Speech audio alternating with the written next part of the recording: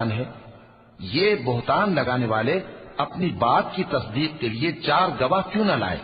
تو جب یہ گواہ نہیں لا سکے تو اللہ کے نزدیک یہی جھوٹے ہیں۔ اور اگر دنیا اور آخرت میں تم پر اللہ کا فضل اور اس کی رحمت نہ ہوتی تو جس شغل میں تم منہمک تھے اس کی وجہ سے تم پر بڑا سخت عذاب نازل ہوتا۔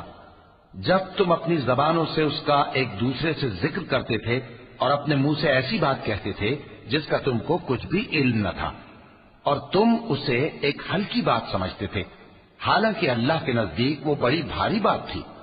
اور جب تم نے اسے سنا تھا تو کیوں نہ کہہ دیا کہ ہمیں شایع نہیں کہ ایسی بات زبان پر لائیں۔